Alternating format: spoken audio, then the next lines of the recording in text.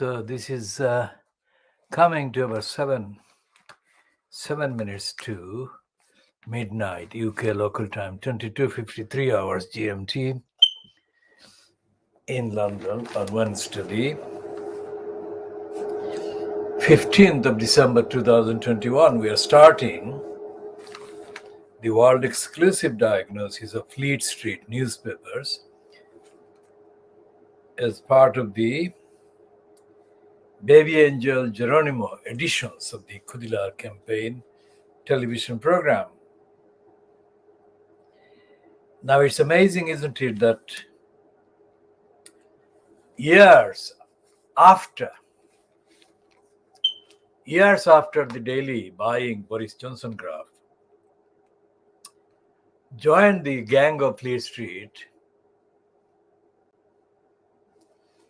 hate mongers against Jeremy Corbyn on the basis, amongst other things, on the alleged basis, amongst other things, that Jeremy Corbyn was an anti-Semite, right? That he was against Jewish people as such, and that because he was against Jewish people, as they said, he was not fit to be allowed to remain in British politics at all, let alone be the potential incumbent as Prime Minister at number 10 Downing Street.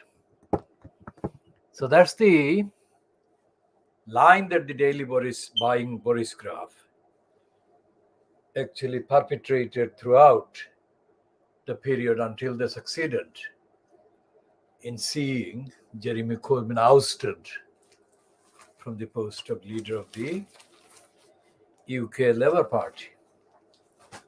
All right, now this piece on today's daily buying Boris Johnson graph, also known as the Telegraph, on page 29, published under the obituaries, contains two obituaries. Well, the first one is about the daily buying Boris Johnson graphs former education correspondent John Izbiki. Now, Izbiki is described as a refugee from Nazi Germany who became the Daily Telegraph's brilliant education correspondent and a favorite of Mrs. Thatcher. Now, I covered many events alongside with John Izbiki, but I had no direct contact with him. But I knew him as one of the staff representatives of Fleet Street titles across many years. Now, why I'm referring to John Izbiki and the obituary is in 1, 2, 3, 4, 5, the fifth paragraph, I think. And I should spot the item, and then, of course, it will become very clear.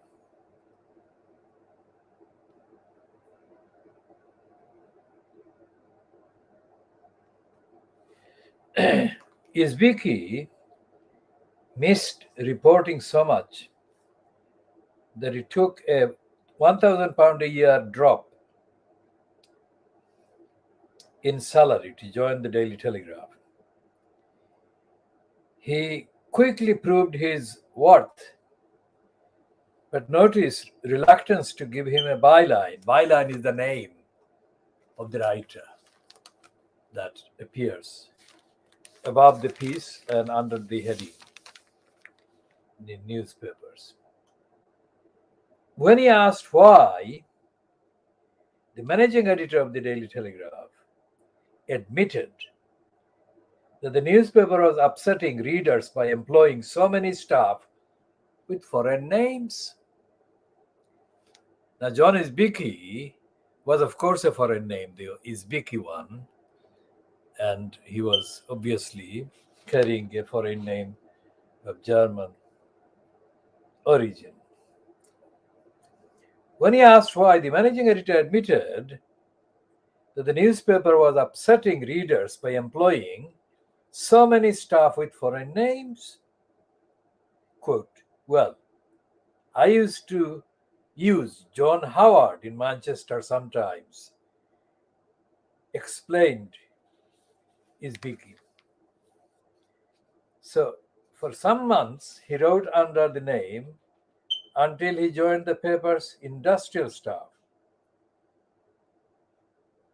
When it was decided to put matters right, a memo was circulated to staff saying, quote, John Isbiki, who has been writing under the name John Howard, will now be John Isbiki, industrial staff, whenever occasion requires. Isbiki did not care for reporting strikes, however, and to avoid being made industrial correspondent, he applied for other jobs on the paper, submitting a lively CV that prompted the deputy editor, Colin Welsh, to ask, have you tried selling the film rights? He became education correspondent in 1969. After the Telegraph Group was bought by Conrad Black in the mid-1980s, Isbiki opted to go to Paris. He sharpened French news coverage and reported on the trial of Nazi war criminal Klaus Barbie, the butcher of Lyon, sometimes finding the business of dictating some of the evidence to the copy takers so upsetting that he burst into tears. Taken time, John. I can wait, one or the other of them would say. Now, copy takers are the people who took copy over the telephone in those days. I had a few copy takers when I was able to get involved in the writing of some of this stuff in some of the papers, but I was not the staff member in any of the Fleet Street papers.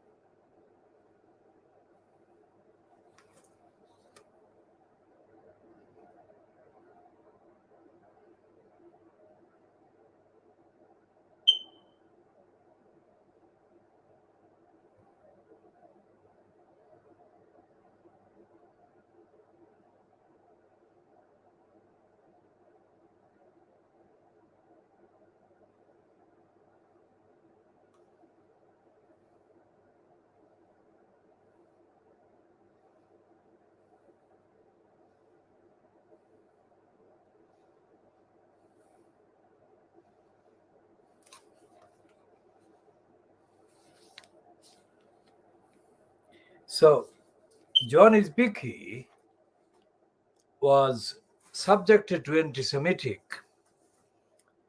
anti-Semitic treatment, although it is not kind of clearly stated there, but it is covered, hidden under the term foreign names, or the phrase foreign names, including the German refugee from the Nazi Germany, Isbiki. And there is no suggestion in any of these detailed obituary published by the Daily Buying Boris Johnson Group that there is any remote link with racism. Readers are upset about foreign names. What does foreign names mean? In that context, of course, foreign names meant mainly names from the European refugees from Nazi Germany, and refugees from other countries to avoid invading imminent occupation by Nazi Germany. The point is that the Daily Buying Boris Johnson graph would never give that kind of generous coverage to Jeremy Corbyn, let alone give him the benefit of the doubt. So what this proves is that the Fleet Street papers, including the Daily Boris Johnson graph now, have been anti-Semitic, apart from being anti-Muslim, anti-other, quote, foreign persons. The point is that even now, 21 years into the new century, there is not one single, and I'll come to the two Hindus on the Guardian, Rajiv Sayal and Bikram Dodd. None of the Fleet Street papers has got any Asian names as a regular writer. And the two Hindu names that the Guardian has are not reporting independently on anything. They're just two Hindu names, and they're being allowed to write as per the agenda of the Guardian, which is racist, which is imperialistic, which is in denial. So if even into this 21 years into this century, Fleet Street doesn't really have any Asian writers thinking independently, then 50 years previously, they would not have anyone from the subcontinent, most certainly no Muslim. If there was any Muslim name, that would be completely rare and absolutely untenable in terms of the independence of the particular Muslim, intellectually and morally, ethically, historically. So, for 70 years, let's say, the Daily Buying Boris Johnson graph has been anti-Semitic, anti-racist. Anti-racists have not been allowed to appear on the Daily Buying Boris Johnson graph as writers, independent writers, let alone as independent campaigners to change the structure of the education bureaucracy. Now here on the same day of the paper, today's paper, the Daily Buying Boris Johnson graph on Wednesday, the 15th of December 2021, we shall focus on this child. Now this child is called Star Hudson. And these two pieces, both these pieces, this one on page 7 and this one underneath that, these two items are about the failures of the local council and the social services. Now, this council is a Bradford Council. And we shall go into the actual details of the Bradford Council.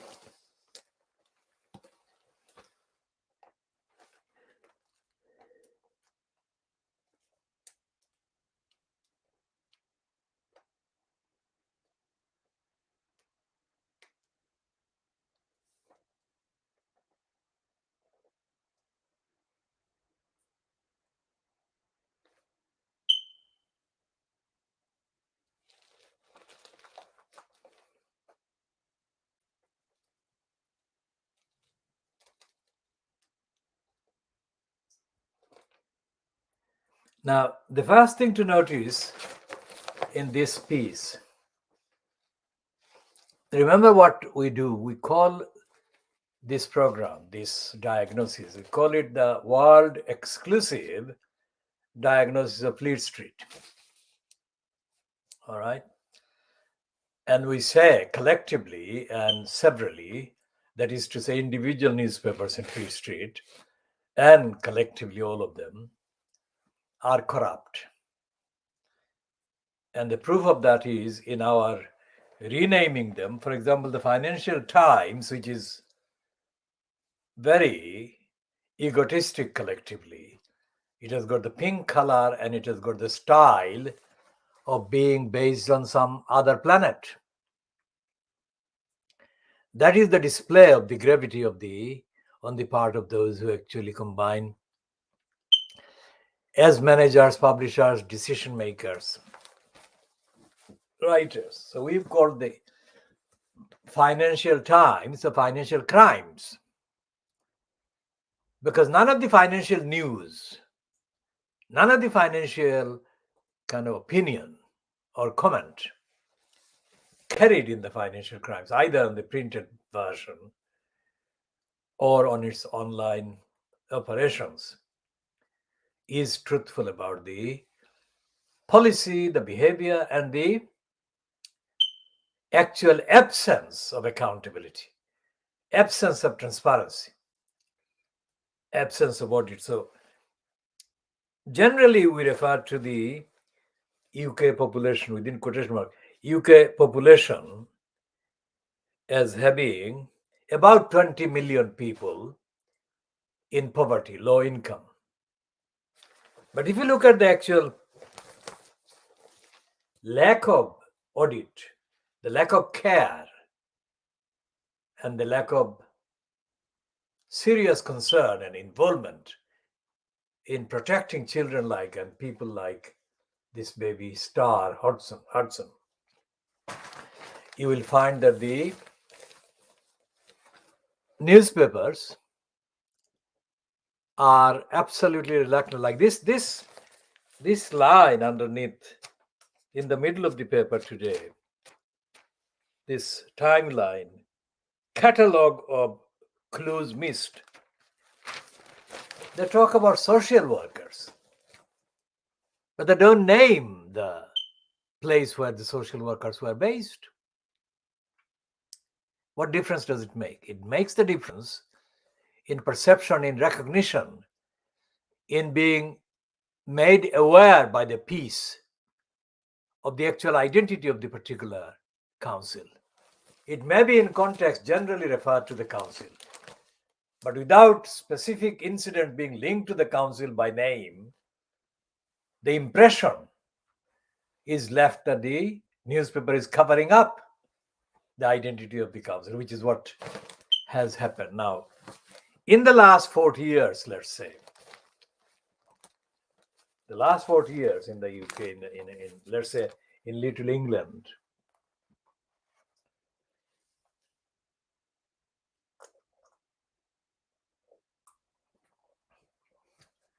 social services operations based in local councils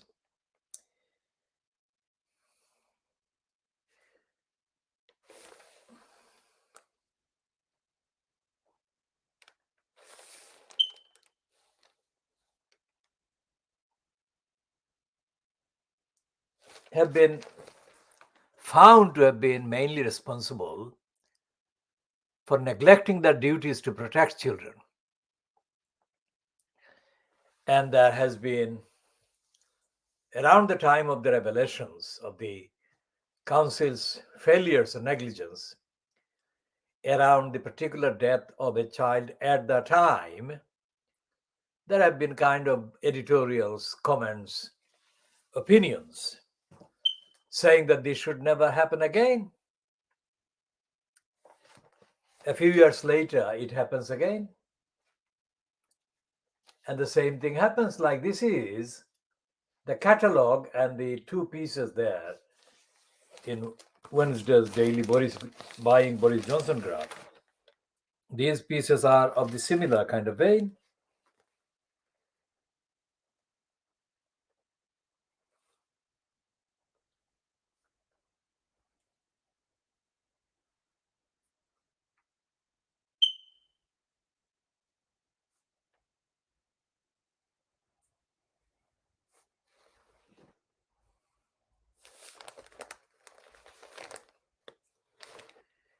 And none of the coverage, none of the reports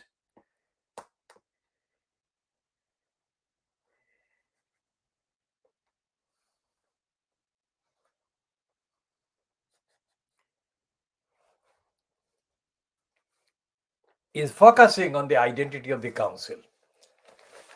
None of this. This one, and also the local paper, the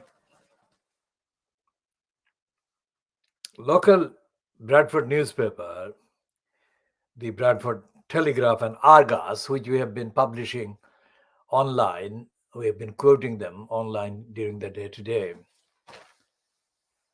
They don't go into the actual deadly cruelty and deadly lack of engagement by the social workers, so-called.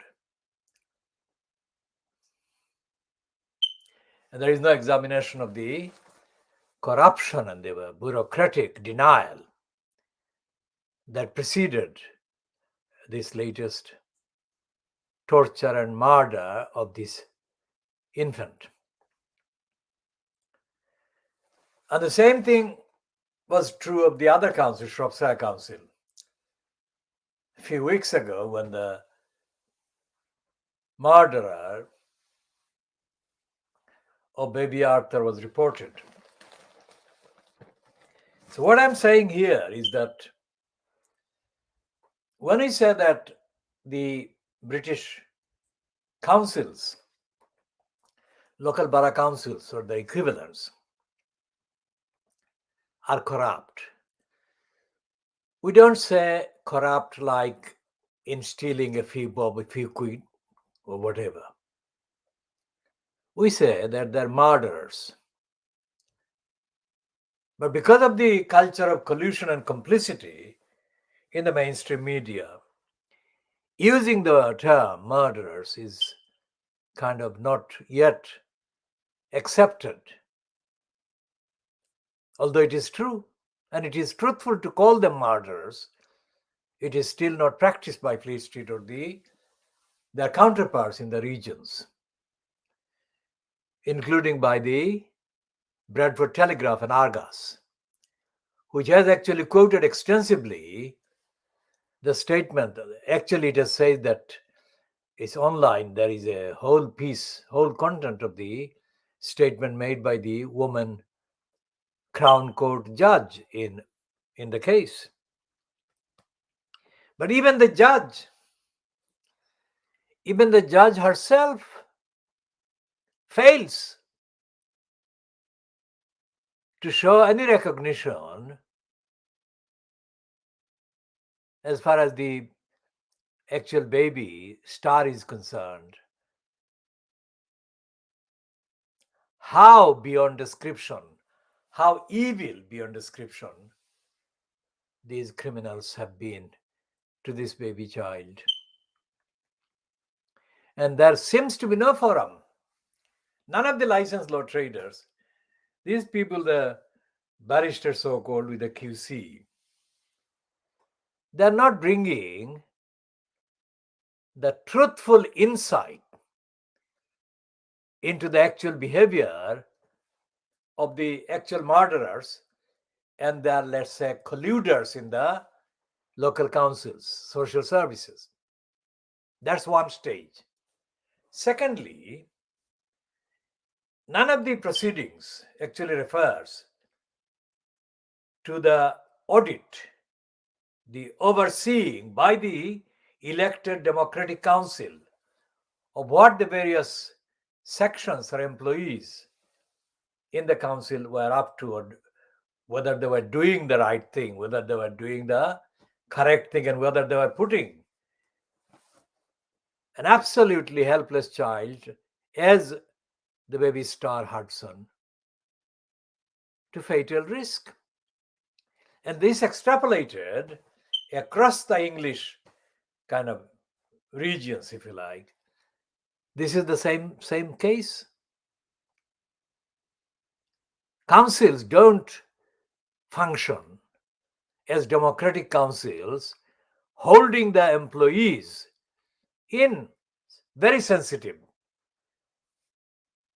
posts and departments like social services to account.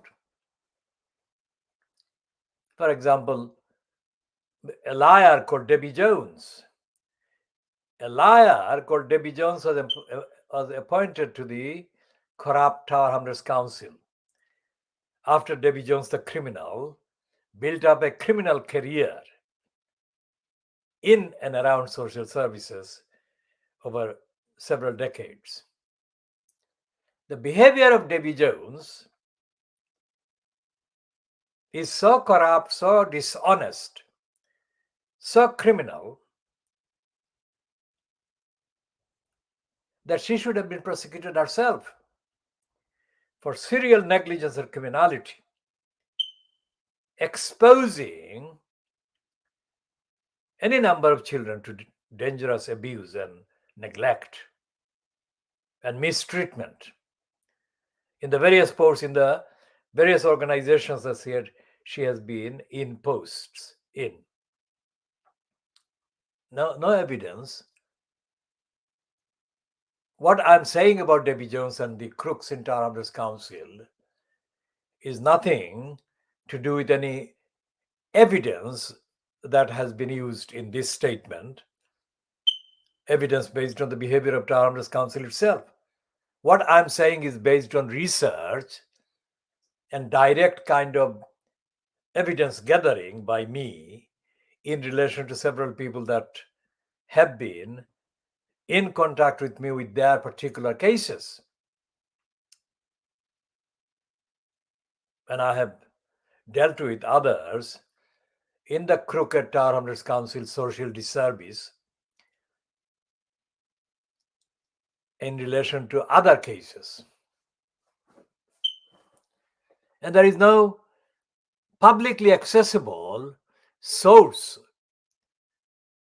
archive source, from which information about the behavior of the particular social services can be obtained. And there is no publicly accountable, accessible audit bureau or auditing organization, also known as the regulator. There is no regulation of social workers by any public authority, public source, or public platform, or public organization. So the infant Star Hudson and the infant Arthur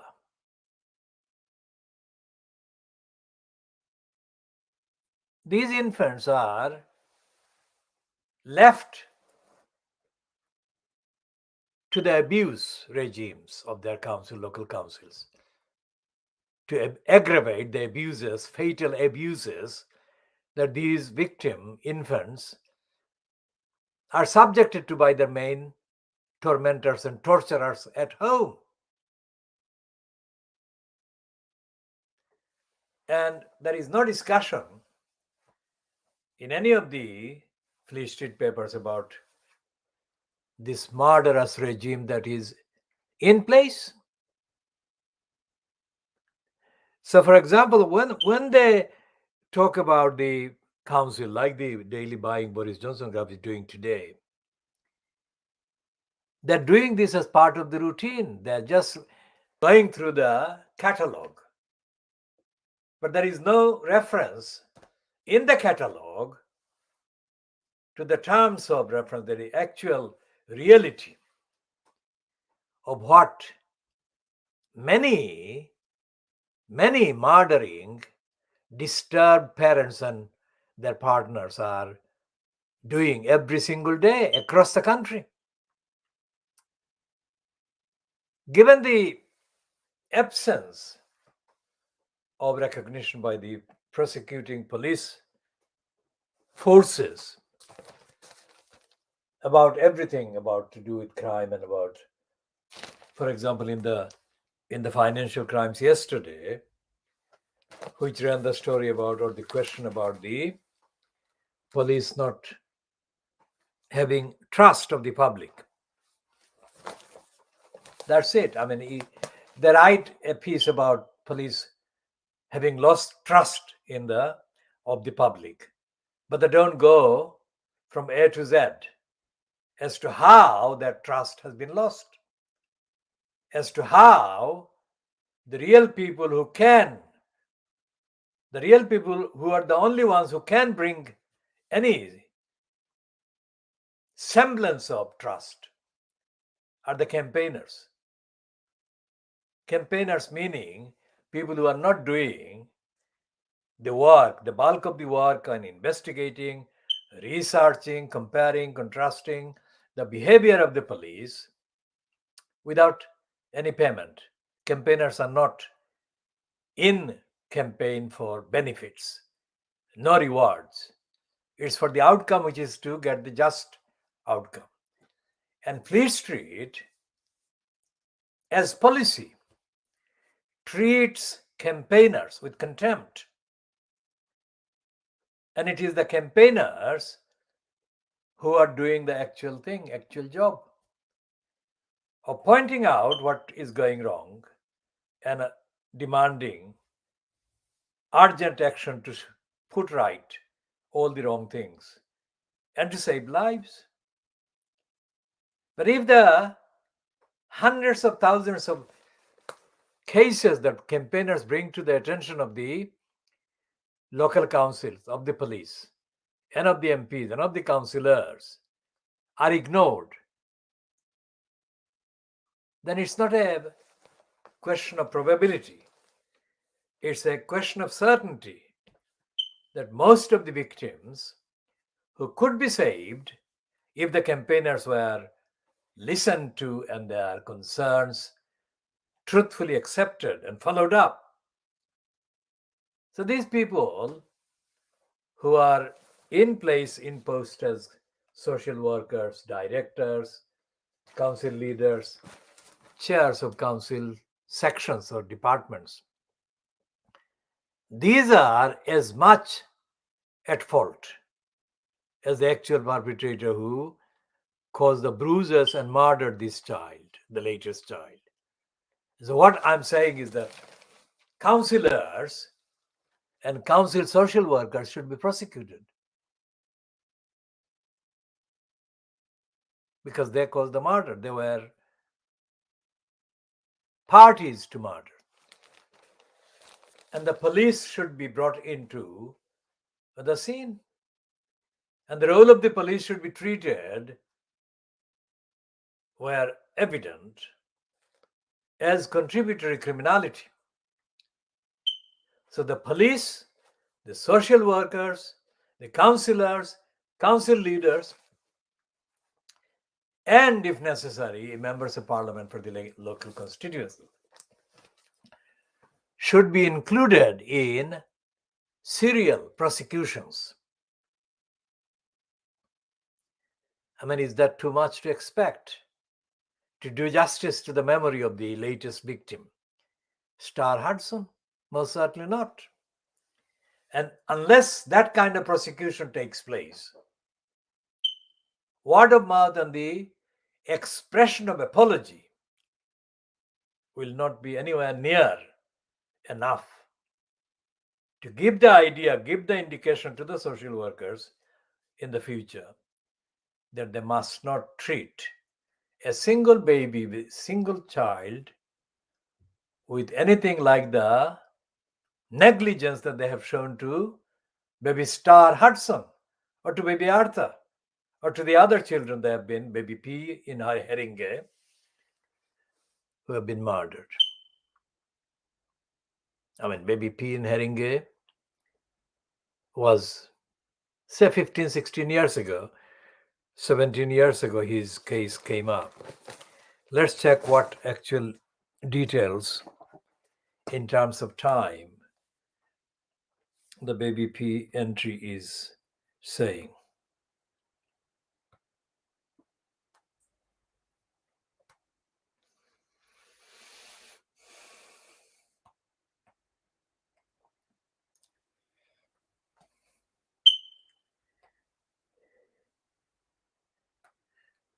Now that's the There's an entry on Wikipedia which says he was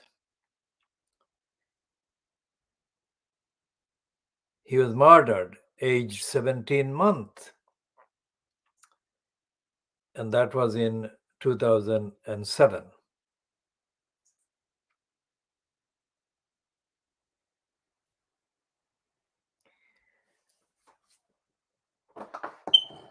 And his criminal mother was Tracy Connolly. Now, 2007, it was the period of Ed Balls, who was schools minister, I think.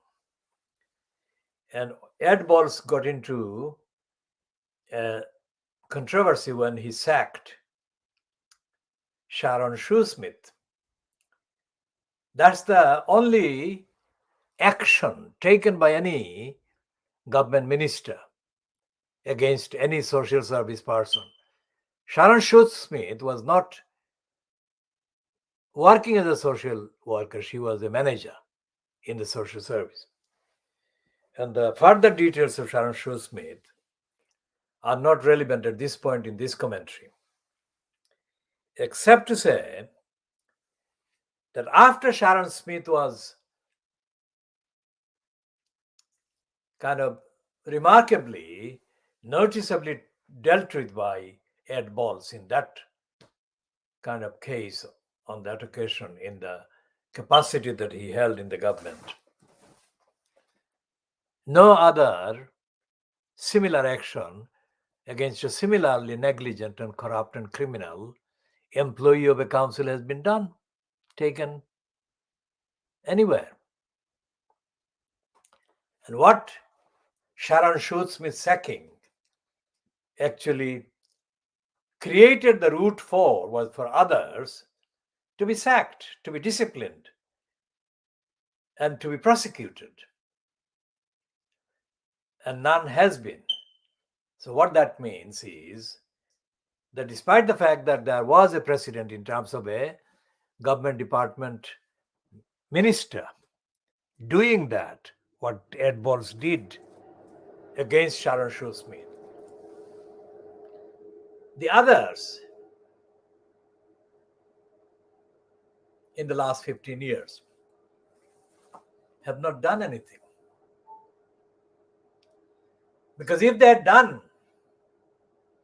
anything by sending a message to all the social services departments that the reporting of concern, as happened with the case of the child Star Hudson, several people, including their relatives, families, did make contacts with the social services, and the social services failed. Well, here, as I said at the beginning, there is no name of the council or the social workers, but there is reference to social service.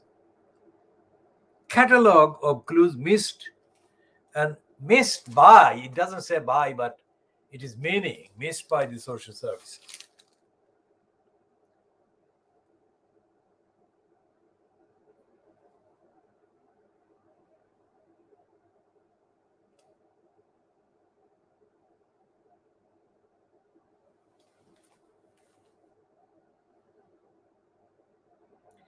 And it shows that the repeated evidence of physical bruises and injuries caused to the infant are ignored. This is reported to the social services, who ignore the reported abuses and reported evidence of the lethal evidence. It's not a hypothesis, it's not a guess, it's actual physical evidence, physical signs of the infant being caused serious injuries. And repeatedly, the murderous complicit mother or the murderous complicit father in the case of Arthur is trusted, is believed. Every time they give an excuse as to how this particular bruising was caused to the baby. And the social services and the police actually trust the murderous, lethal liars, not long before the actual murder takes place.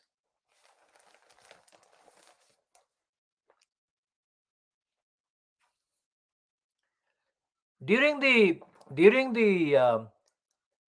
still ongoing, but during the height of the kind of reporting and outrage that was shown about the Christmas party, so-called, in 2020 at number 10 Downing Street.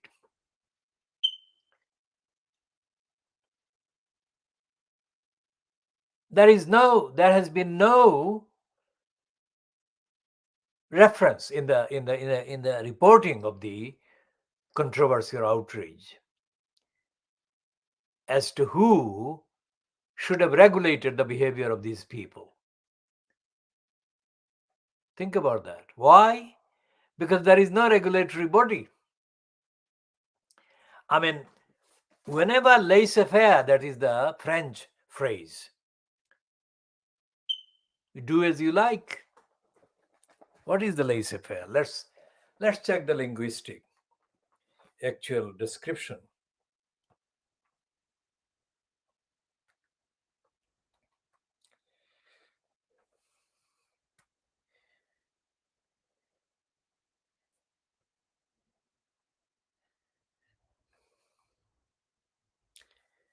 Well, it says laissez-faire. It's a kind of short translation is let do.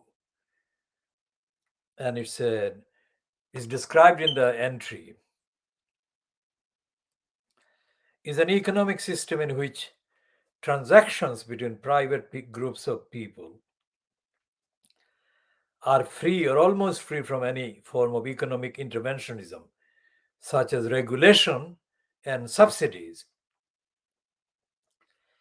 Next paragraph or next sentence is, as a system of thought, laissez-faire rests on the axioms that the individual is the basic unit in society and has a natural right to freedom, that the physical order of nature is a harmonious and self-regulating system, and that corporations are creatures of the state, and therefore the citizens must watch them closely due to their propensity to disrupt the Smithian spontaneous order. These axioms constitute the basic elements of laissez-faire thought. Another basic principle holds that markets should be competitive, etc., etc. Now, this is laissez-faire, meaning that leave the person alone. Let them do, let them be, let them do, let do.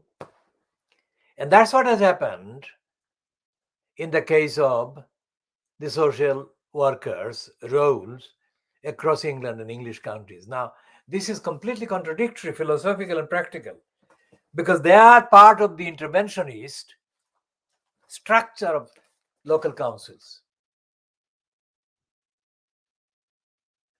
So they cannot be allowed to behave in laissez-faire modes, nor can they allow the murdering parents and torturing parents' sexual partners, the laissez-faire, to do as they please, torture, brutalize, and cause deadly injuries to the child in their control. And what else is he saying about the, well, in this country, the social services in the UK, that is, at present, are supposed to uphold the safety of children, safeguard the children. Let's see what the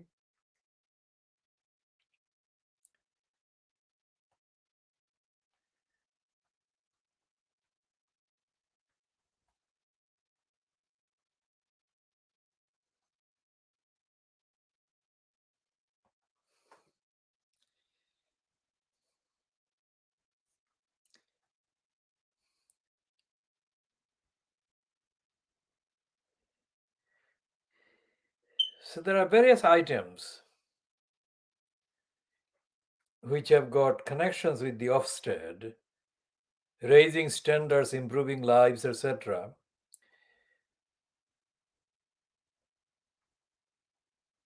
So protecting children from maltreatment, preventing impairment of children's health or development, ensuring that children grow up in circumstances consistent with the provision of safe and effective care, and taking action to enable all children to have the best outcomes.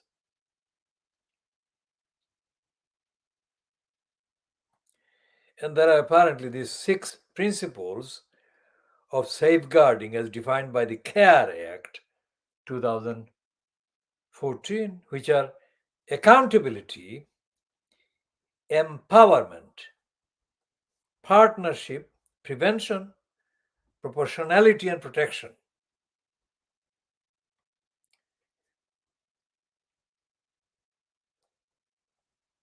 And there is this CARE Act based business. 6 principles of safeguarding as defined by the CARE Act 2014 are accountability, empowerment, partnership, prevention, proportionality, and protection.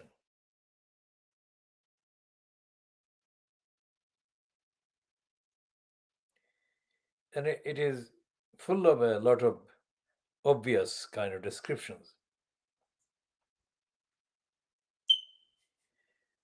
Okay, so there is a prevention, and it says it's sometimes possible to take action before harm has come to an individual.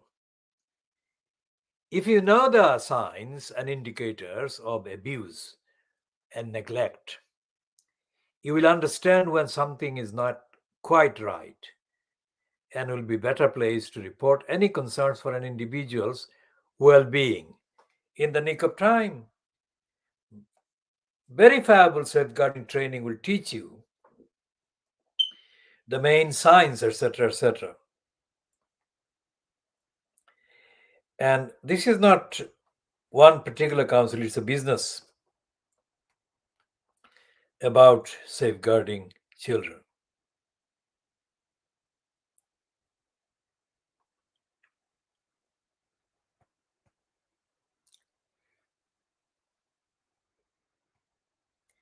So, what we said previously, not in this edition yet, but what we said in the previous editions and versions, and about the duty to safeguard the 4 Bethnal Green schoolgirls neglected by the corrupt Tower Hamlets Council, the local council for these girls, includes all the safeguarding duties, especially the prevention one. And what this grandfather of this child, Star Hudson, David Fawcett, who is the feature in this article,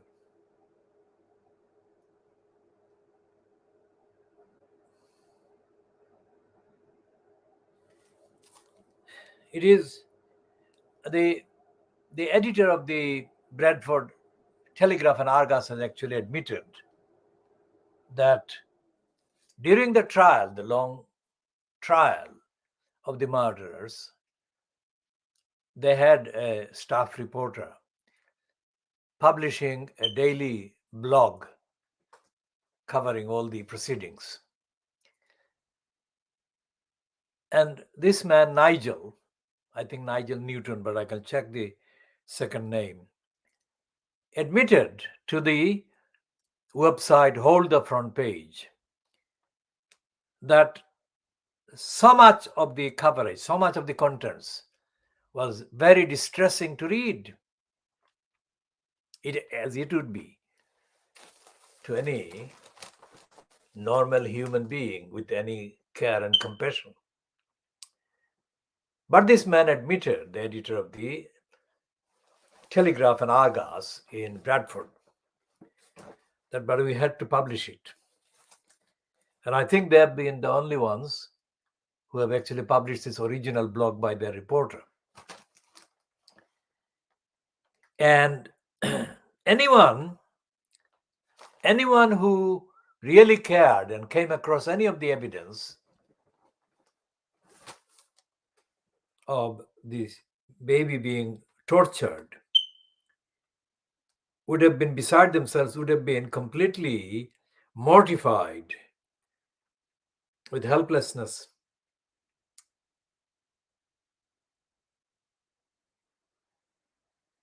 And the social workers actually took the side of the murderers.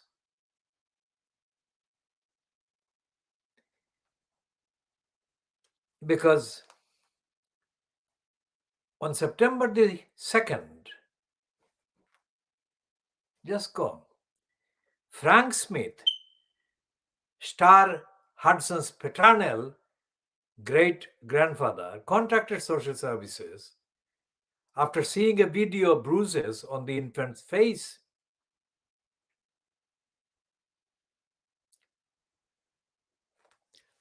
And the social workers apparently attempted to visit Smith, but they were told she was in Scotland.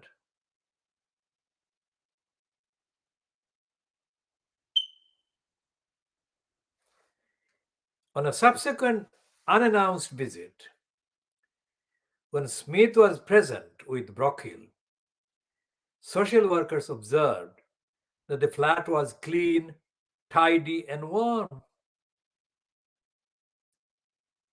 Notice that the flat was clean, tidy, and warm. They found a faint bruise to Star's cheek and a bruise on her right shin. The toddler was unsteady on her feet. But the murderess, Smith, insisted she had accidentally fallen down the stairs. This is one of the most common excuses given by murderers about the behavior of the victim of their torture before murder. Social workers concluded that the referral had been malicious and therefore closed the case on September 15, meaning that anyone who reported the serious evidence of serious injuries on various parts of the body of this child, the report, whoever made the report, was behaving maliciously against the murderers. Now, taking into account the entire period of 60 years plus, let's say, or 6 decades, let's say, of the behavior collectively and severally of the London Borough of Tarham's Council.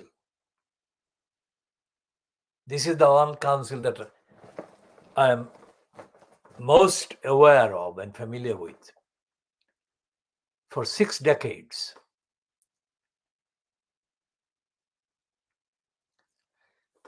And based on that evidence, I can say, and I do say, and I have been saying, that Tarham's Council has been continuously involved in criminal activity, including activity that has been actively aiding and abetting major criminals and major crimes. So, when around the time 2010, let's say, 5 years before these children were reportedly in Syria, the grooming of these 4 girls, well, 3 at a remote kind of distance and 1 directly. The one that was groomed directly was Sharmina Begum, not Shamima Begum. Sharmina Begum, based in the East London Mosque in the Whitechapel Road, not far from the east wing exit of the Aldgate East station, tube station. So Sharmina Begum must have become target of brainwashing by these women referred to in the wiki entry on her, which we retrieved earlier on Wednesday, the 15th of December 2021, for evidence. She was targeted by an outfit called the Sisters Forum. Now, the entry has been edited or changed several times, I think. But before the change occurred, the Sisters Forum was explained or described as a part of an outfit called the Islamic Forum Europe. We don't know who these individuals are, but the references on the Wikipedia, which is what we are going by, are to the Sisters Forum. And they say that the Sisters Forum was based in the East London Mosque, which is situated in the Whitechapel Road, not far from the Aldgate Eastern exit and entrance. So it's situated between, let's say, the Aldgate East station on the west and the Royal London Hospital on the east, the main location, which has recently been changed into something else. But the location is between, let's say, Whitechapel ordinary station and the east wing of the Aldgate East station. Now, what they say about Sharmina Begum is that Sharmina Begum went to Syria in December 2014. And when Shamima Begum and the other two arrived in February, or at least were reported as having arrived in February, they met Sharmina Begum. Now, they wouldn't meet Sharmina Begum if they didn't know each other.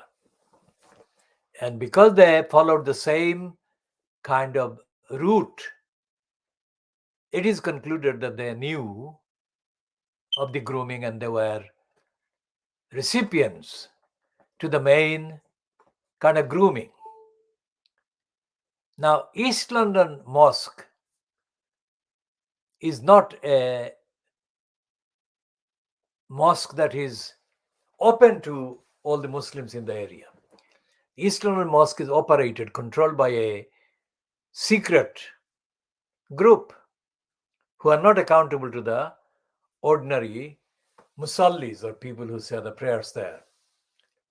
So East London Mosque is part of a complex of buildings, one of which is known as the London Muslim Centre.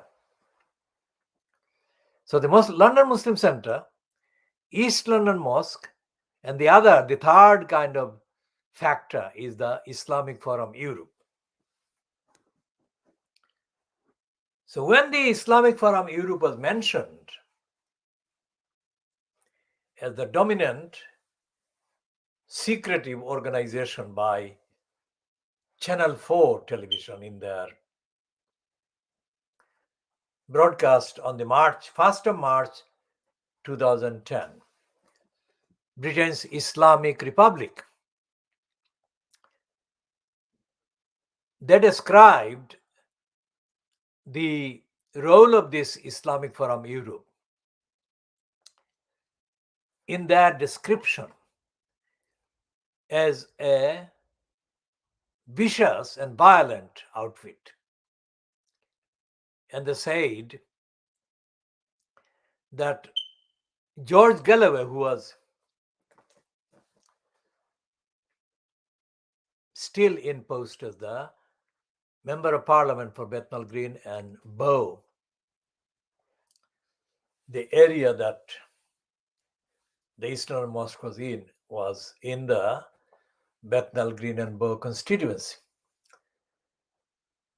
The Channel 4 television program said that George Galloway had told them that the Islamic Forum Europe was a very vicious, violent organization.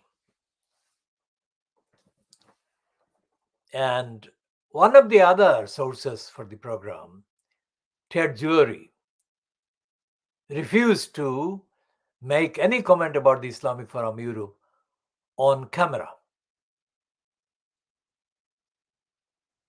So the program was presented by Andrew Gilligan. And these are the facts contained in the program, but there are others as well. Now, why am I talking about that? Because that program was about Lutfur Rahman being selected by the Islamic Forum Europe to become the leader of the council as the executive mayor, which was about to take place a few months later.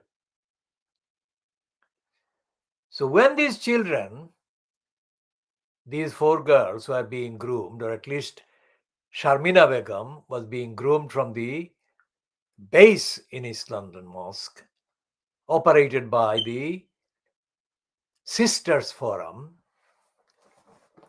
the people who would know about the activities would have been included. Those who were part of the program, that is the political program or the social program, to install Lutfur Rahman as the executive mayor in Tower Hamlets Council, which means that Lutfur Rahman would have known those people who would have known those 2 or 3 or whatever number of the Sisters Forum. And so therefore all of them would be aware of activities like grooming Sharmina Begum and doing other things as part of the forum, either Sisters Forum or the Islamic Forum Europe. Whatever the details, Lutfur Rahman would have been aware. So when he became installed as the elected mayor in October 2010, few months after the Channel 4 program predicted that he would be, Lutfur Rahman would have been aware of what was going on in the East London Mosque. And Lutfur Rahman would have been aware of what the safeguarding the children's duties of the council were.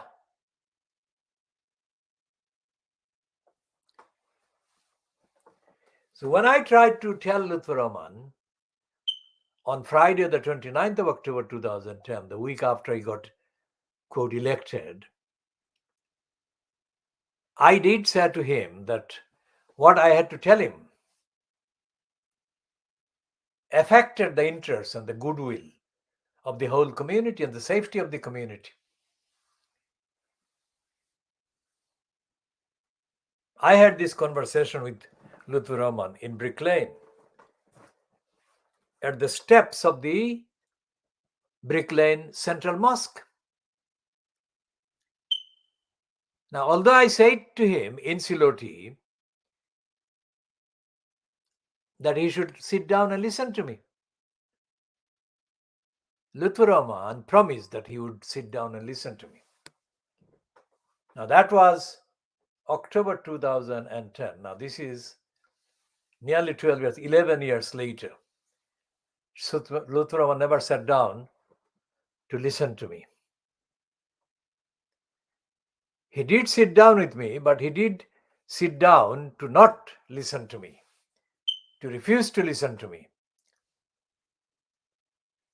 So this is the evidence on which I say that Lutfur Rahman was lying, and he has been lying for 11 years. It's not a fantasy. There are violent elements operating the control and the access of the East London Mosque and the London Muslim Center. And this is not good for the society, it's not good for the Muslim community. And yet there is no evidence that any of the mainstream, which gives the East London Mosque frequent coverage or routine coverage, has taken any step to investigate the role of the people who are involved in controlling the East London Mosque, the London Muslim Center, etc. So although Sajid Jabid has withdrawn the citizenship acquired by birth, withdrawn the citizenship of Shamima Begum, British citizenship, the people who created the environment in which Shamima Begum was out of this country and was exposed to all kinds of things, which were included in the grounds that Sajid Javid must have used to take away her citizenship by birth. And I'm saying the Tower Hamlets Council caused most of these things. We don't know the identities of these people who are the Sisters Forum, nor can we say what date or dates they operated in grooming this particular individual child, nor can we say the extent of any recognition by the UK Home Office of the role of the East London Mosque in all of this. Nor do we know the extent of the investigation by the Home Office of what actually went on or what has been going on in the East London Mosque. What we can say is that if you compare the consequences of the destruction of the lives of these children with what they could have been offered by way of security, safety, and prevention, you can see that both the Tower Hamlets Council under Lutfur Rahman for 6 calendar years and the East London Mosque were active contributors to the lethal negligence shown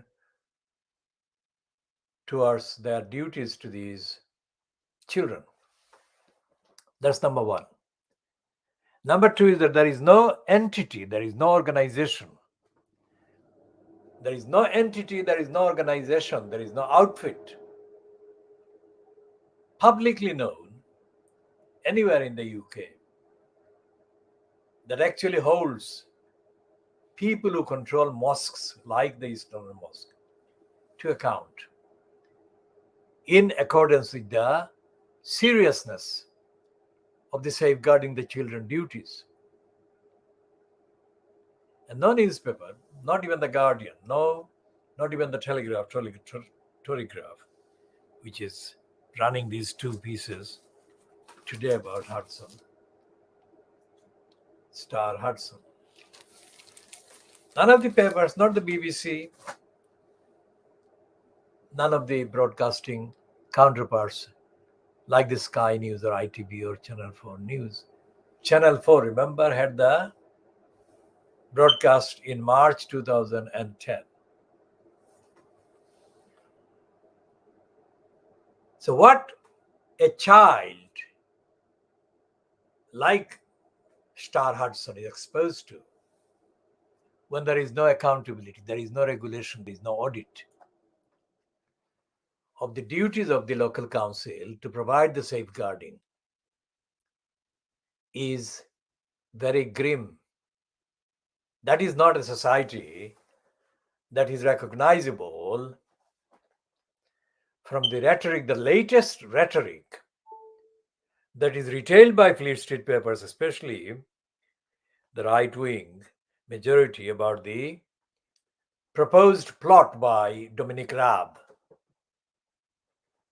to scrap the Human Rights Act and foist on it, or on the legislation, a thing called the Bill of Rights, which is complete misnomer, misleading, false.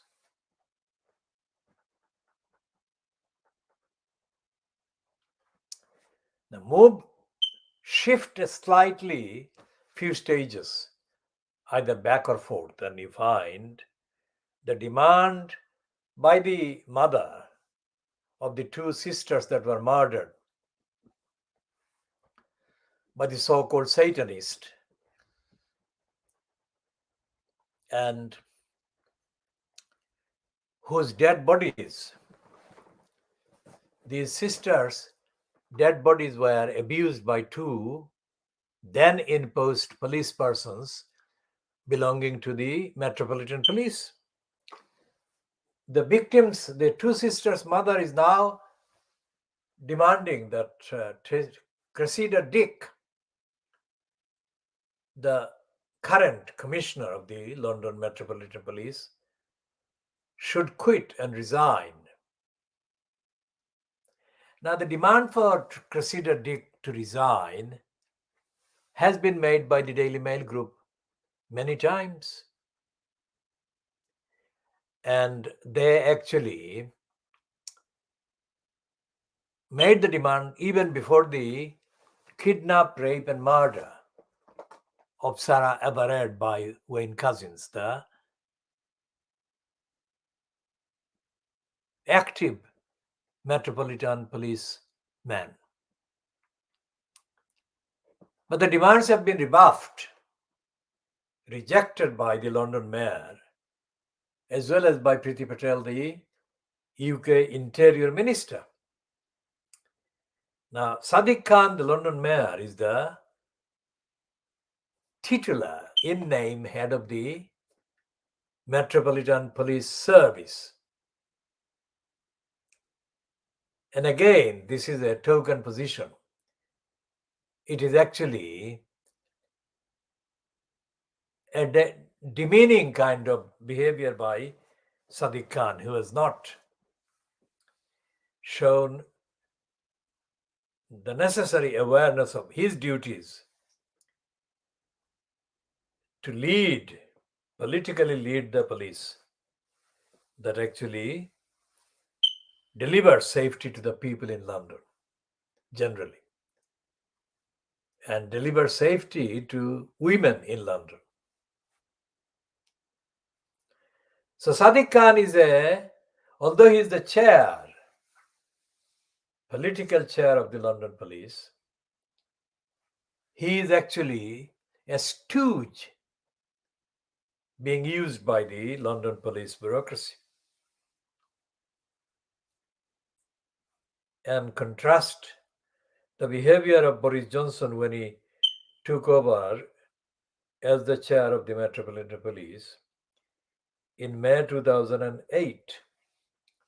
Literally within days of Johnson taking over, the then commissioner, in post as the commissioner, same as Cressida Dick is doing now, she is commissioner of the Metropolitan Police, Ian Blair tendered his resignation. And the resignation that Ian Blair tendered was connected with the fact that there was an outrage about the murder of an innocent man in the Stockwell underground by the police. The man was Brazilian, and he was murdered by shooting on the tube on the unfounded ground that he was a terrorist. So it was very, very strong condemnation against the Metropolitan Police. And the woman who was at that time line managing the murderers or the killers of the innocent Brazilian man was Cressida Dick.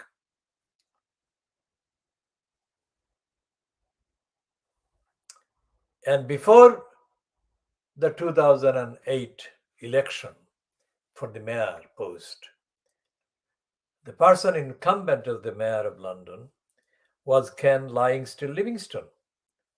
Now, Livingstone supported Cressida Dick and he supported Ian Blair. And when Johnson took over, he didn't support Ian Blair. Now, this is something that Boris Johnson actually could do, and he did do that. And yet, two Labour mayors, Ken Livingstone and Sadiq Khan, have refused to accept the public outrage about the police accountability, and they have supported the police commissioner. And the same is true of Priti Patel. She has supported Cressida Dick. And it follows that the same Boris Johnson, who was instrumental in removing from the post Ian Blair, has been supporting Cressida Dick. So what I'm saying is that the local councils or the local police in the UK are not accountable. And there is no democratic structure. There is no moral structure. There is no moral framework to hold the local councils, the local councillors, the social services, or the police to account. Even when lives are put at risk. So when they say that there is a safeguarding children duties and there are 6 components of the safeguarding duties, they do say that on the record, but there is no delivery of that safeguarding duty. So when Towners Council became aware, quite apart from the fact that Lutfur Rahman has been very much a product, a creature, a tool of the group called the Islamic Forum Europe and the others who control the East London Mosque. Quite apart from Lutfur Rahman being in post for 6 calendar years, there have been other people in post in Towners Council. There have been councillors in post in Towners Council along the same 6 calendar years. When these children, these 4 girls, were being groomed from the base at or via the base at the East London Mosque, but not conclusive, not exclusively. There must have been other kind of forums, other kind of operational bases which were used to brainwash these 4 girls. Well, Sharmina Begum was brainwashed, we know for the records from the base at East London Mosque. But there is no direct account accessible publicly about how the other 3 girls, Shamima Begum and the other 2 called friends, were brainwashed. The only published and publicly kind of traceable location is their school. Originally, the school was called the Dainford School, but it became called many things, and whatever the formal name of the school was, it was the same school as the Dainford School had been. So what they did was kind of the groomers who targeted these girls must have used the contacts at the school. And there is a rare kind of admission by the Metropolitan Police saying that they knew things about the girls which they did not share with the girls' parents. That's all. There is no accountability beyond that.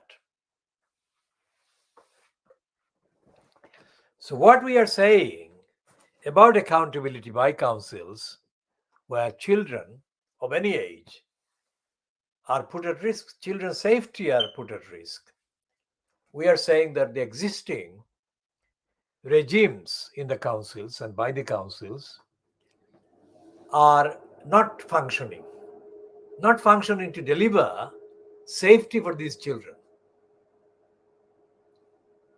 And the fact that there are kind of routine references to the involvement of the police after the death, after the kind of murders, etc., etc., that's not good enough. What we are saying is that there has to be ongoing, continuous audit of those parts of the council, those parts of the police, those parts of the state whose behavior, whose roles directly impact on the very livelihood, very safety, and the very lives of the children.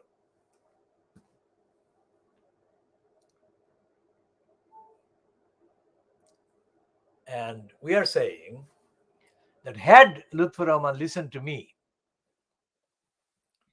say in October 2010,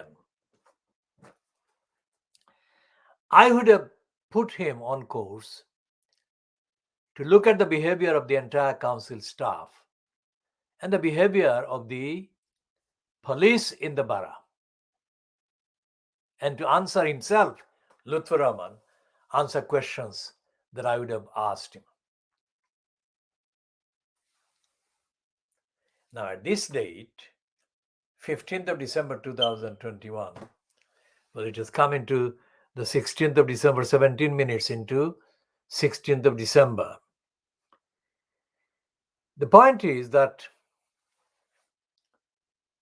in the UK, there is no, as I said, there is no actual credible auditing mechanism to look at the behavior of the police, the council, the social services, and most certainly not of the government. So here are the three things that actually matter. Whose children are these three girls? Do they have to be any special children? No. All children are entitled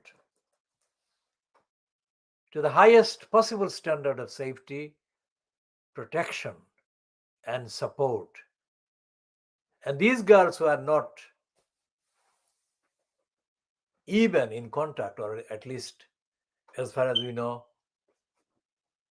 since they first were reported as having crossed into Syria, which was in February 2015. So 15 is the first calendar year, 16 second, 17 the third, 18 the fourth, 19 the fifth, 20th the sixth, and 21st the seventh. So this is 7 calendar years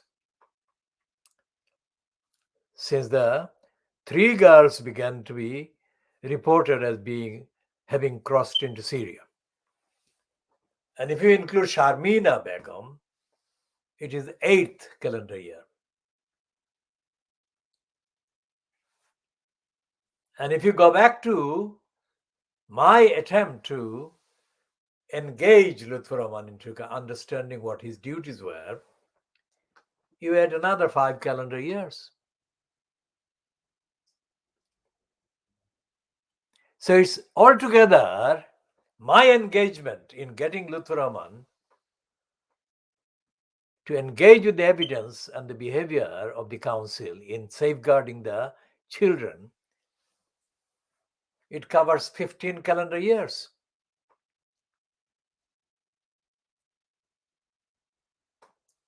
And I know that Taramless Council, whether it is fronted by Luther Roman or fronted by anybody else, such as the diminutive John Biggs. Diminutive is a phrase that, or a word that has been used by somebody else. But my use of the diminutive about John Biggs is about his mental shortcomings, not his physical stature. But although Biggs says that he is not a crook in the description of Luther Roman, it makes no difference. Whether he's a crook like Luther Roman or whether he's a crook, different type of crook, different from Luther Roman, makes no difference. Both Luther Roman and John Biggs have been failures, have been neglecting their safeguarding duties owed to these 4 girls.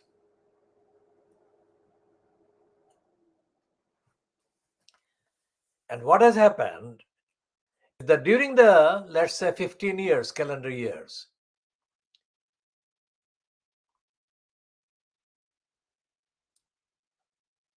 the behavior, well, let's say 10, 11, 12, 13, 14, 15, 16, 17, 18, 19, 20, 21, let's say 12 years, not 15 years. 12 calendar years.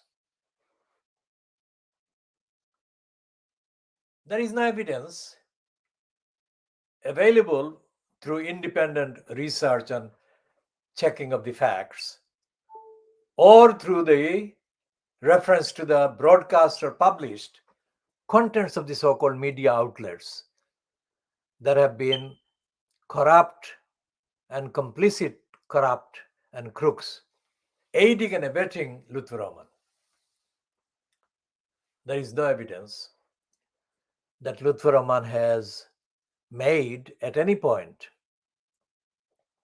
any attempt to even publicly acknowledge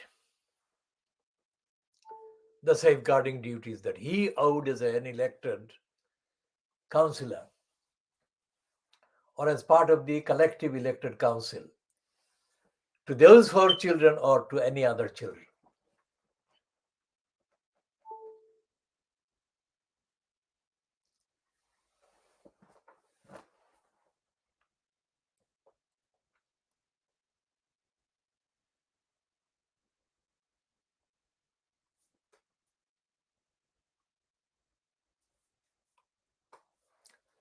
So what is happening?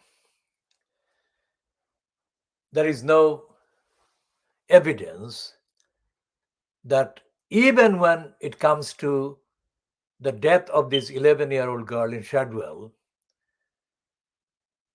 so far reported as having been connected with her exposure to some kind of toxic fumes, also referred to as the rat poison. There is no account published by anyone from Tower Hamlets Council or on behalf of Tower Hamlets Council that explains any possible link to the role of the council in making sure that the people resident in the particular flats or homes or houses were being helped with the information as to how to kind of interact or how to deal with any possible toxicity or toxic fumes in their environment. And there is no statement, as far as I can see, that has been made by any member of the council who has made any specific references to any kind of routine behavior by the council, as the local council, in place for safeguarding the safety of the people, including children, including adults, and including vulnerable children, and including vulnerable adults and ordinary adults. So if you look at the available contents of Fleet Street, you will not find anything. You will not find even 5% of what I'm saying, which is what is the basic factual foundation for our saying that this is the world exclusive diagnosis of Fleet Street. That is to say, we are doing the diagnosis based on evidence, not on hypothesis or hearsay. This girl is a martyr, is the murderer. Murderers murdered this child. This child could have been saved by the local council in Bradford doing its job. And the daily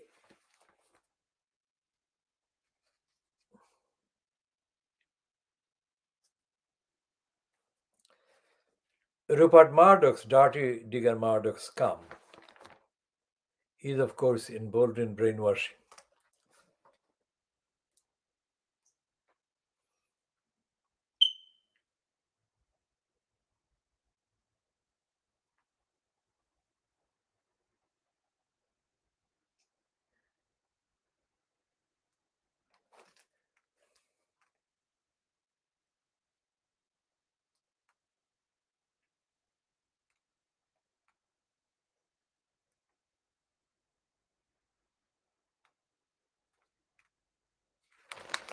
And this is a newspaper containing lies. Look at this. I mean, how can they say that ordinary people should behave like her? They can't. I mean, she's surrounded by all kinds of protections.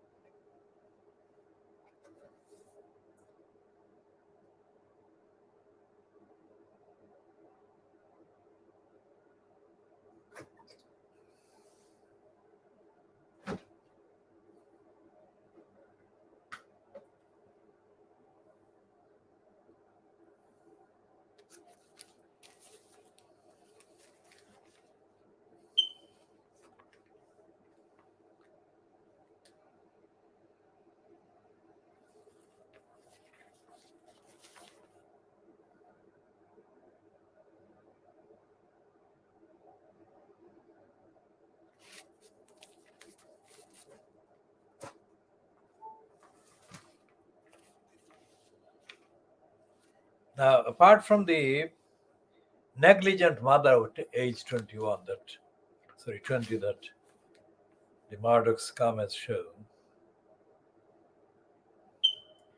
there is Dominic Raab.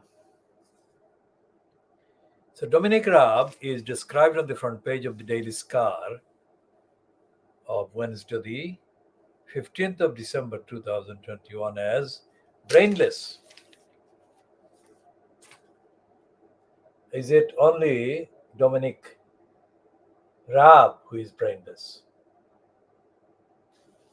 The evidence shows that he is not the only one. But they're highlighting the two things going with this brainless heading. They're saying that he panics UK, saying 250 in hospital with Omicron. Then hours later, he reveals the true figure is a measly 10. So they're saying that he's saying the wrong thing. He's saying concern is growing for Dumbo, Dom Rab, as he struggled with basic facts without his lost brain. And this is our Deputy Prime Minister, this question mark. So the Rane Dumbo, what is it called there? Dumbo brain game or Dumbo brain game on pages 4 and 5.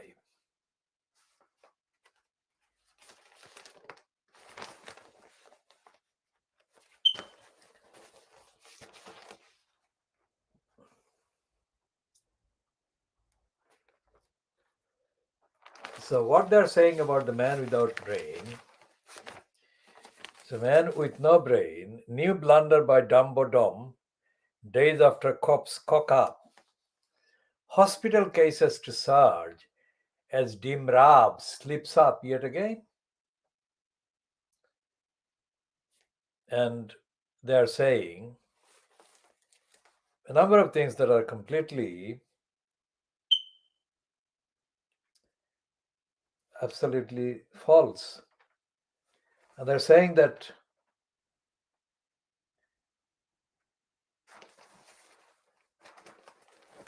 these are the people, this picture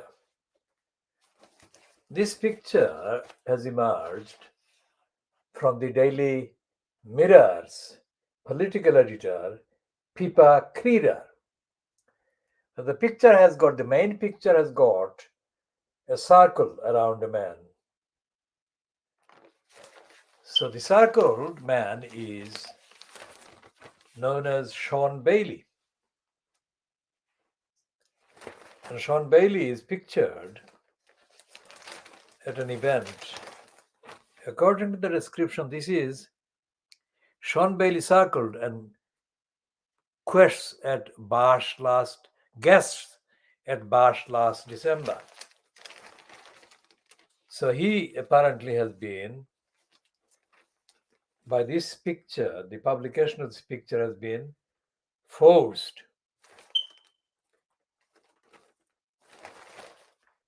to quit a token role. It's not the real kind of post as a member of the London Assembly, but a token role in the London Assembly.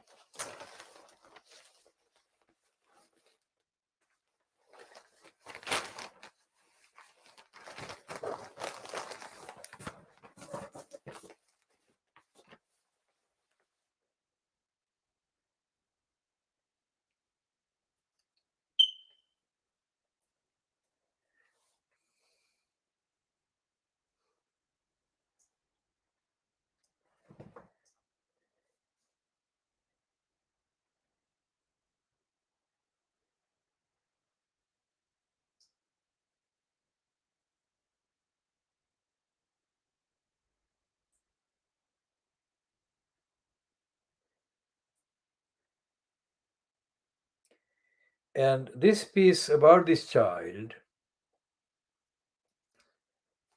still fails to name the council. Now, if the murderer of this child, Star Hudson, is pure evil, then how to condemn these stupid newspapers hiding the identity of the council? Why do they do that?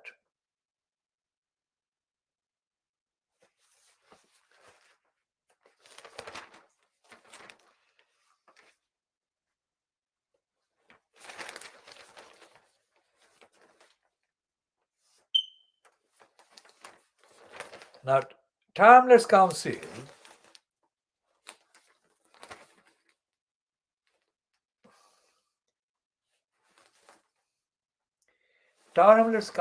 is committing crimes every single day.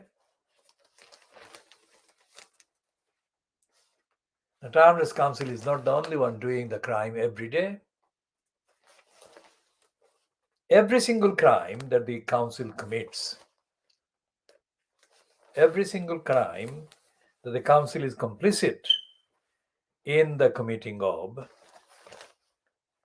is a crime too many, because the people, individuals who are impacted by the crimes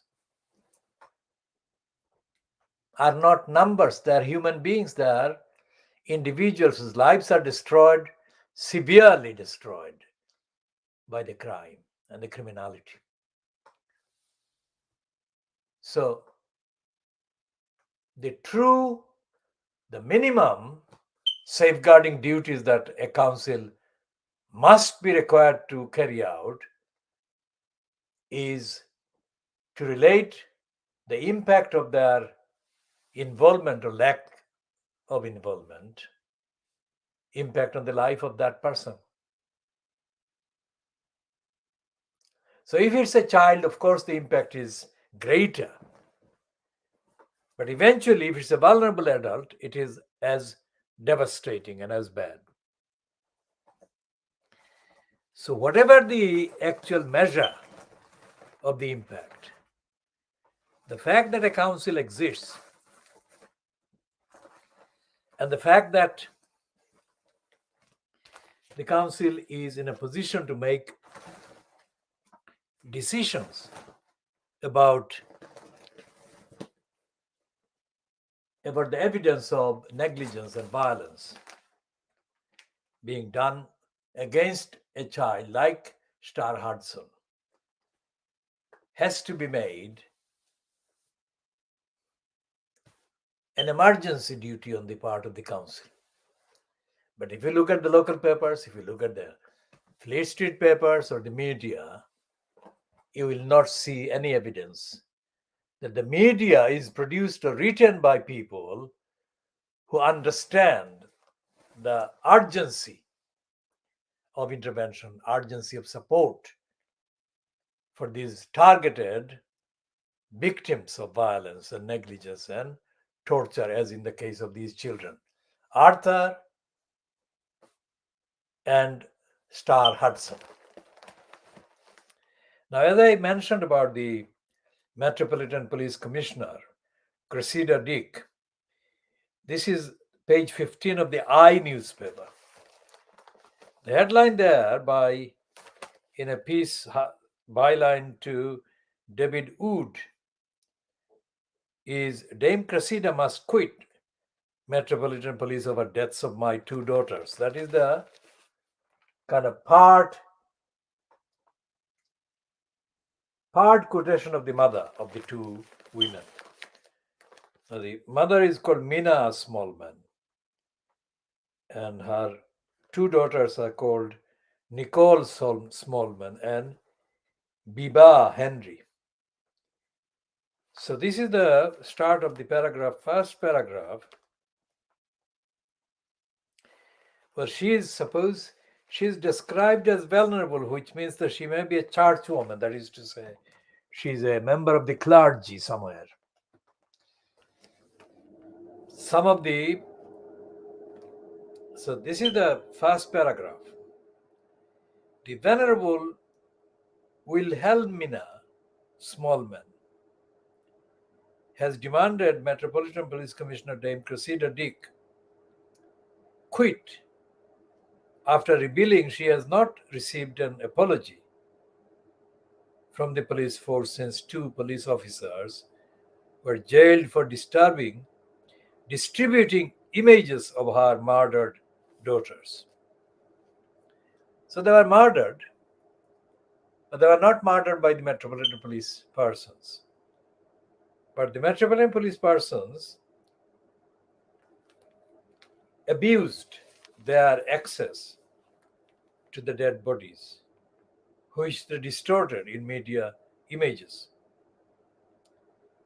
So let's read a bit more.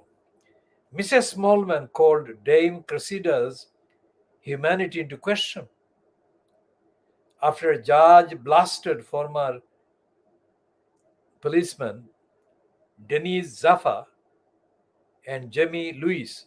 Denise Jaffa and Jamie Lewis for breaching the police cordon to take images of the bodies of Biba Henry 46 and Nicole Smallman, 27, and sharing them on WhatsApp.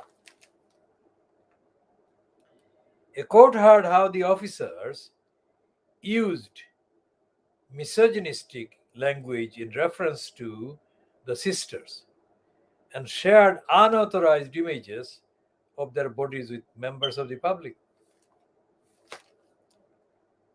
Louis, 33, used Snapchat to superimpose a picture of his face onto the photograph of the bodies and sent it to Jafar, 47, who forwarded it to a female officer also at the scene. That they were having a kind of they were joking. They were having fun. Judge Mark Lucraft QC said the pair not only violated the privacy of the sisters but undermined the trust and faith in police officers the public should be able to expect at times like these. Both policemen pleaded guilty to misconduct in public office and were sentenced to 2 years and 9 months in prison. The judge ordered them to serve half their sentence in custody before being released on license. When asked if Dame Cressida has made a personal apology since the disgraced officers were jailed, Mrs. Smallman told I, no. She offered to apologize in October, but the Independent Office for Police Conduct report told her to do that. She did not come and see us this time. The Met was advised to apologize to Miss Henry, and Miss Smallman's family. After the police watchdog identified failings in the way the force handled missing persons reports about the sisters. Mrs. Smallman said, "You see, why I think she needs to go? It's all about the brand. Where is her humanity? If I was the leader of that organization, I wouldn't come out of my house," she said. "I'd feel too ashamed. I would be thought of as a joke, and she must be a joke to all the police officers who know what is going on and it is not being addressed." Mrs. Smallman made the remarks last weekend after family, close friends, and supporters joined her and her husband, Christopher Smallman, to plant a cherry tree for the sisters at Friant Country Park near Wembley in London. A Met police spokesman said the commissioner personally met the family in July 2020 to apologize for the actions of former PCs Jaffa and Louis, and has made the offer to do so again should they wish. Why should it be dependent on the family of the victims to ask again for Cressida Dick to meet them? Ludo Orlando, co-founder of Reclaim These Streets, the campaign group which organized the tree planting event, said, hearing Mina talk about her daughters at the vigil we organized in their memory in August about their love for life and their ambitions sparked in us, who did not know them, a desire to mark their legacy and to make sure their names would never be forgotten. Mrs. Smallman previously criticized Dame Cressida's shoddy behavior and urged the Metropolitan Police to get the rot out to prevent officers' good work from being overshadowed. She means other officers, not those particular criminals. Speaking to reporters last month outside London's Old Bailey, Mrs. Smallman said, "You will remember the Dame Cressida. Dame Cressida, came about the selfies and said, if this is true, then it is appalling. She knows it is true. She hasn't gone on camera. She hasn't contacted us to say, I'm really sorry."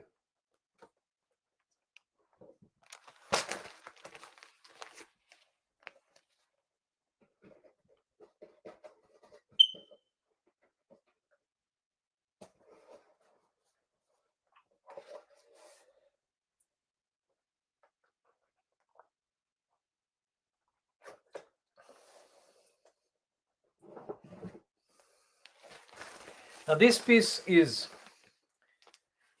about 2 days or maybe a day after the Financial Crimes ran the story about the police regaining the people's trust.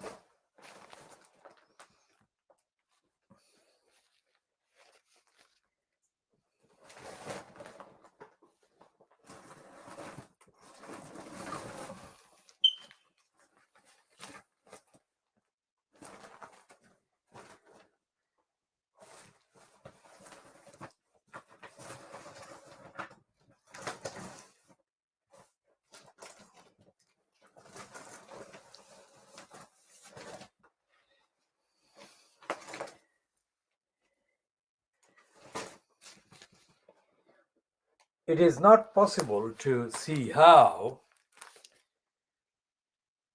even if Cressida Dick does resign, which she is not going to do, because when the people were very outraged by the behavior of the criminal Wayne Couzens, who kidnapped, raped, and murdered Sarah Everard,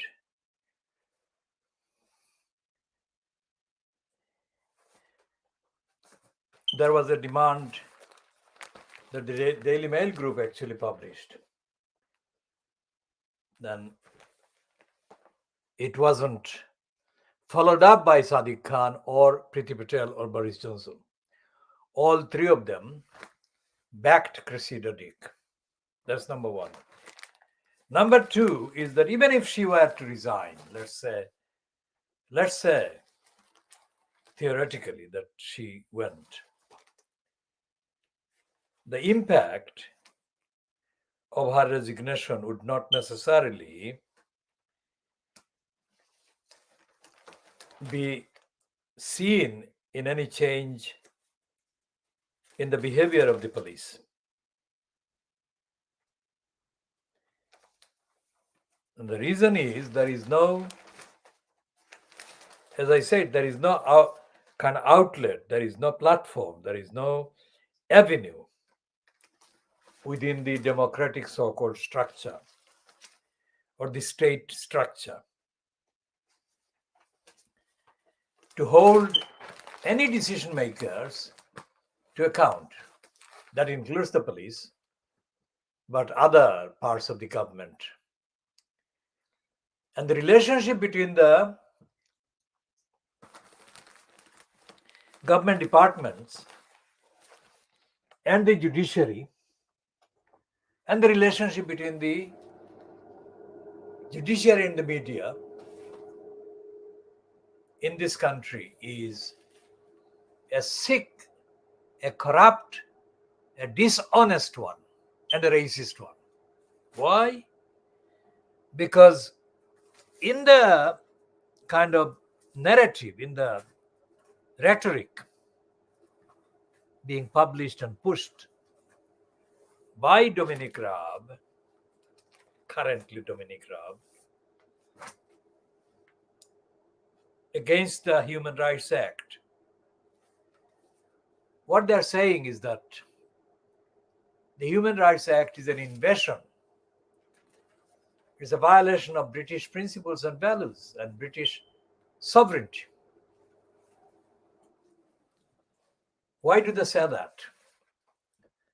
It's not an international, quote, foreign act of parliament that they're referring to.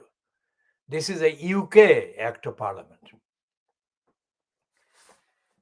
which was passed by UK members of parliament and House of Peers voting for it. They know that, but the reason why they're saying that it's a foreign imposition on British sovereignty is because the majority of the people in the public, in the demography,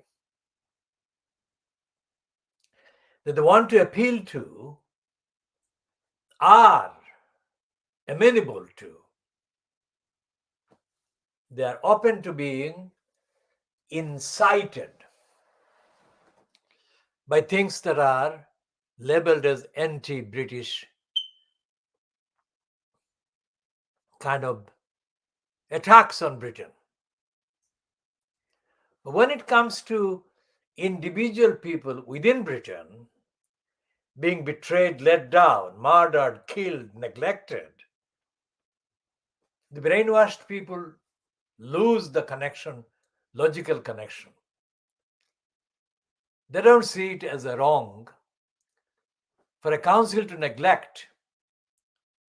fatally neglect its duties out to the community.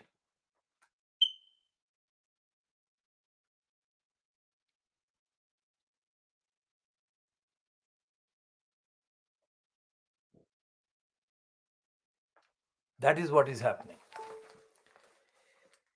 So we'll come back to that in a minute. Here is the front page of Wednesday's Daily Mail about this child.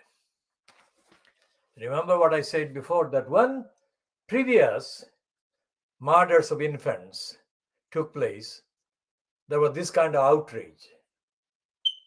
For example, when baby P was murdered and Ed Balls was a cabinet minister, he actually sacked the manager of the Haringey Council Social Services, Sharon Shoesmith. And after a while, the media stopped talking about it. And even when they were covering Sharon Shoesmith, the media were not covering the truth about the corrupt bureaucracy, the negligent bureaucracy that existed in the Haringey Council Social Services. So the public, reading the outraged kind of comments about Haringey Council's negligence, were still not told the truth about how social services criminals and councillor criminals collude together to cover up their negligence and their failures. So, for example, when I refer to Tower Hamlets Council's Debbie Jones, who was the director of the social services, so-called, until she retired because she was too old. Debbie Jones was not a one-off liar, not a one-off neglector of duties, but she was a serial, committed, involved, careerist criminal liar and denier. And the same can be extrapolated and applied to the behavior of others in her position, that is, in post similar to hers in other councils. So, councils in this country are not delivering service to the communities in whose names they are funded and they are operated. So, children like this one are left absolutely without any protection, because the social services repeatedly condemn the people who brought to the attention of the social services serial concerns about the very life and safety of this child. And the social services were allowed to do that. And this baby was murdered by the criminals that the concerned people had brought the information to the attention of the lying social services. So the social services in the Bradford case should be prosecuted for criminal collusion, criminal negligence, and criminal complicity with the murderer. This is not something that the judge, a woman judge who gave the actual sentence to the main murderess, devoted any significant part of her attention. And that's where the problem is. When the Poplar and Limehouse quote MP Afsana Begum was on trial at the Snaresbrook Crown Court,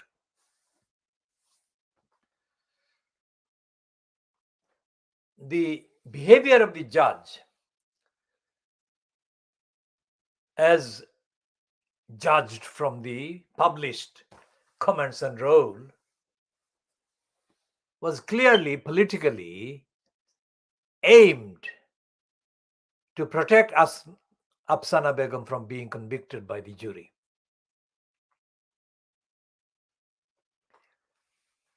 Because the evidence, the prosecution evidence, although it was only about 20% of the evidence that the prosecution could produce but didn't produce, even the 20% of the evidence showed that, if nothing else, Tower Hamlets Council was riddled with corruption. The Tower Hamlets Council housing was riddled with corruption. When the judge gave the judgment, there was no recognition of that at all. There was no reference to that at all. So there is complicity between a criminally active council and a so-called criminal court, that is Crown Court judge. De facto complicity. Not on the evidential record as such, but de facto. And it goes on. It is very rare. It is absolutely rare that courts in this country want to convict a councillor or councillors or council employees of any crimes.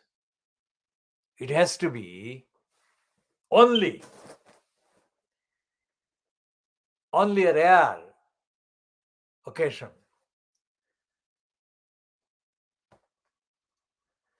So the culture of criminality, the culture of negligence, culture of lack of duty, failure to do the duty dominates the culture, atmosphere of the councils.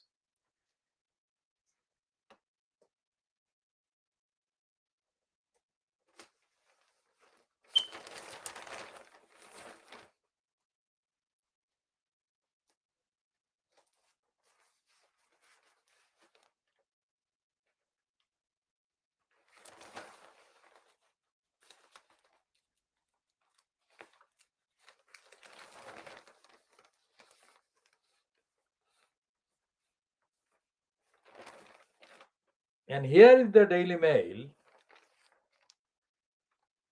about the murderer of baby Star Hudson, asking the question.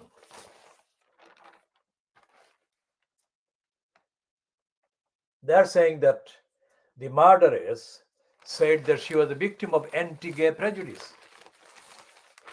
And when she said that, says the Daily Mail, the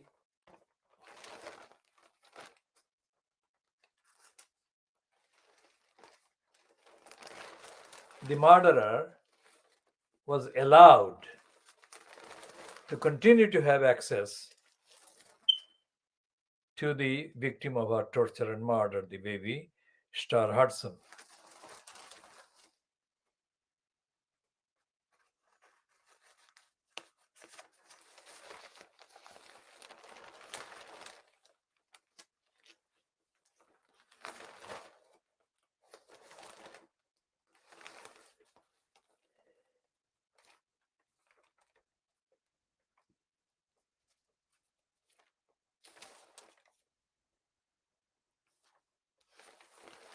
And the editorial in the Daily Mail about baby Star is saying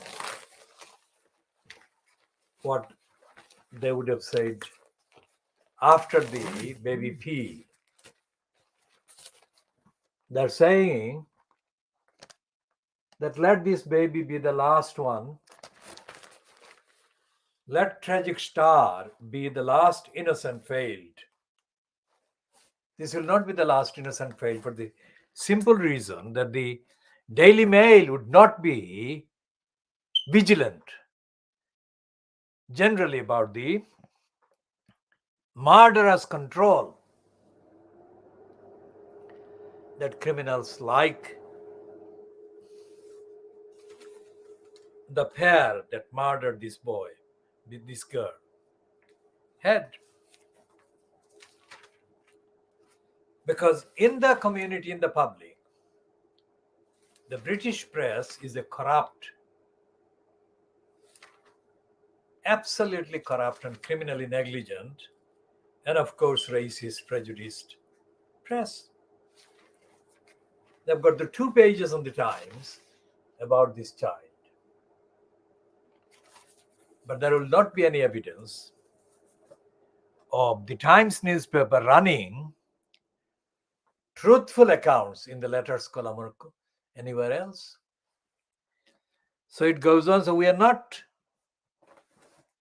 finished with this, but we shall be continuing.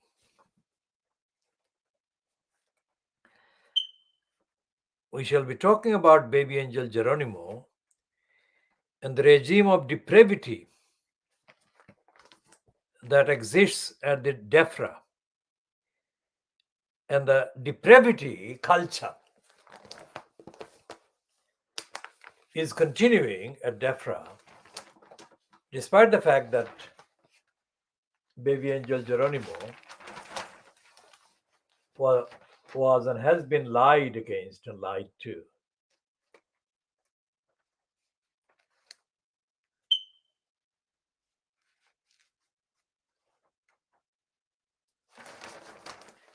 We shall be talking more about this definitely in the next editions. Because what they have been doing, the Fleet Street papers have been doing in covering up the lies of the councils, social workers, and the council leaders,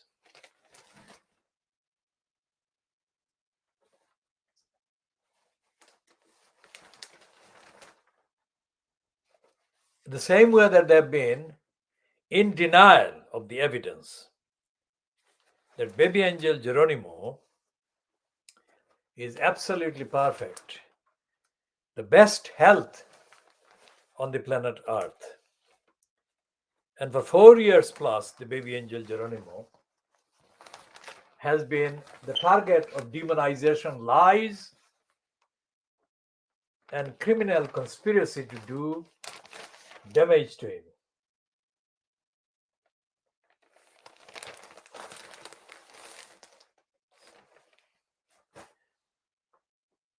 And that is not in secret, that is open. For years, Johnson has been complicit in brazenly lying against BabyAngelGeronimo, against all evidence, against all morality, against all ethics. So, this is an evil regime fronted by the evil doer Boris Johnson, complicit with the evil criminals of depraved DEFRA.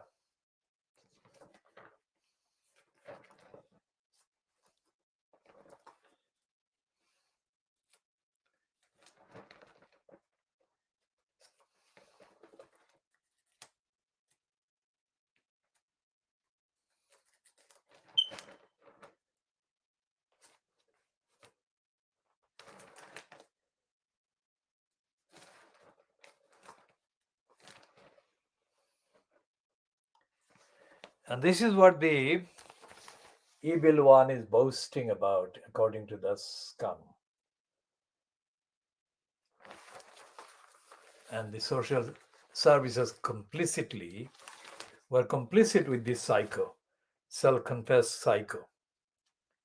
Extrapolate that and count the numbers of psychos being allowed by social workers, colluding with them right across the country. And you can see literally hundreds of thousands of victims of council misconduct and negligence taking place 24/7. So we shall be updating on all of this in due course.